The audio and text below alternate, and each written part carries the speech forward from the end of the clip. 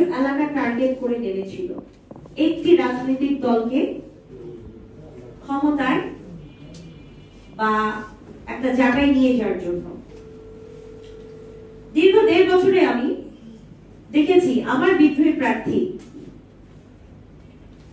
কে বিভিন্ন ভাবে এসিল্যান্ড সহযোগিতা করে আসছিল, তাদের সাথে বেশ ভালো লেনাদেনা ছিল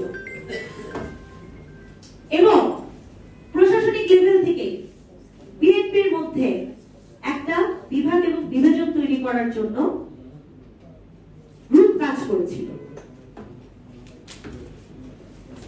দুই দিক থেকেই আমার বিদ্রোহী প্রার্থীকে সাপোর্ট দেওয়া হয়েছে প্রশাসনিক লেভেল থেকে। কারণ আমি যখন দেখছি আমার বিদ্রোহী প্রার্থী বহিষ্কৃত নেতা, তিনি যখন মাইকে বিএনপির নাম ভাঙিয়ে, ধানের শীষের নাম ভাঙিয়ে, বেগম খালেদা জিয়ার নাম ভাঙিয়ে নির্বাচনী প্রচারণার গান তৈরি করে, আমি যখন জেলা প্রশাসক, জেলা রিটার্নিং অফিসার বরাবর, সহকারী রিটার্নিং অফিসার বরাবর কমপ্লেইন করি, সেই কমপ্লেইন আমলে নেওয়া হয়নি। কিন্তু আমি যদি আমার একটি মাইকের জায়গায় একটু যদি মানে একটা মাইকের জায়গায় 2টা মাইক আমি ইউজ করেছি, আমাকে তারা জরিমানা করে, আমার 20,000 টাকা জরিমানা দিতে হয়েছে। ভাইরাস আপনারা জানেন বিলবোর্ড, ব্যানার, ফেস্টুন এগুলো একটা নির্ধারিত সাইজ থাকে। আমার বিদ্রোহী প্রার্থী এগুলোর কোনো সাইজ শেপের কোনো মেইনটেনেন্স ছিল না। আপনারা জানেন যে প্রতীকটা তারা পাবে সেটা 3 মিটারের বেশি হওয়া যাবে না নির্বাচনী আচরণ বিধিবিধান অনুযায়ী। সেখানে তার প্রতীক 3 মিটারের অধিক হয়ে যায়। কোনো কমপ্লেইন তারা নেয়নি, আমি বারবার কমপ্লেইন করেছি। আপনারা জানেন নির্বাচনী প্রচারণায় কোনো ট্রাক ব্যবহার করা যাবে না।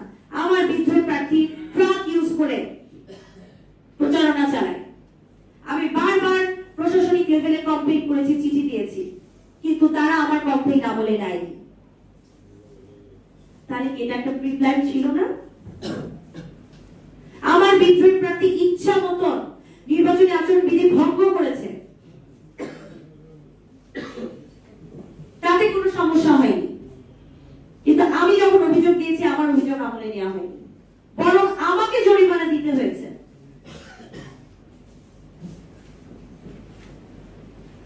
আপা, আপনার অভিযোগগুলো তো নিশ্চয়ই আপনার দলকে বলেছেন, দলকে সেক্ষেত্রে আপনার প্রত্যাশিত কোন স্টেপ নিয়েছেন বিদ্রোহী প্রার্থী? অবশ্যই বিদ্রোহী প্রার্থী তো বহিষ্কৃত নেতা, সঙ্গে যারা কাজ করেছে। এই আপনি একটা ভালো প্রশ্ন করেছেন।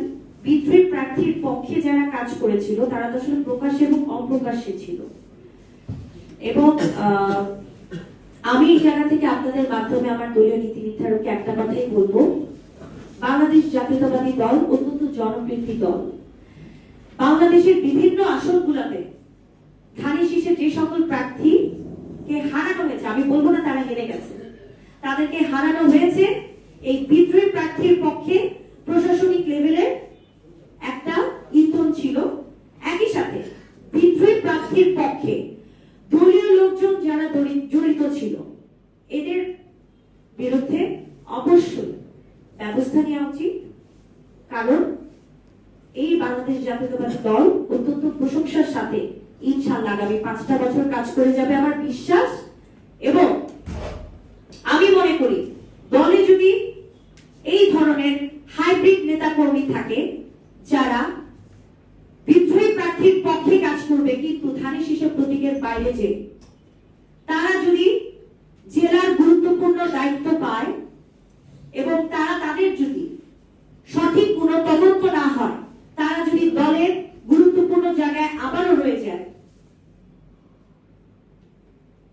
তাহলে ভবিষ্যৎ রাজনীতিতে আমরা যারা জেনুইন রাজনীতিবিদ, আমরা যারা সঠিক সাধারণ ভোটারের ভোটে ভোট পাওয়ার অধিকার রক্ষায় নির্বাচন করে এসেছি, তারা একসময় হারিয়ে যাব। উদীয়মান রাজনীতিবিদ হিসেবে আমার বিদ্রোহী প্রার্থীর পক্ষে যারা কাজ করেছে তাদের জন্যই তো আজ আমার উদীয়মান একটি ভবিষ্যৎ। নারীদের নিয়ে আমার যে কাজ করার ইচ্ছা ছিল আমার সদরে, আপনারা জানেন আমার সদরে রেল লাইন, বিশ্ববিদ্যালয়, হাসপাতাল, মেডিকেল কলেজ কিচ্ছু নাই। সরকারি দলের একজন এমপি থাকলে আমার সদরকে আমি যেভাবে গুছিয়ে রাখতে পারতাম, সাজাতে পারতাম, সেটি আজ আমার শেরপুরের অবহেলিত মানুষ অবহেলার শিকার হলো।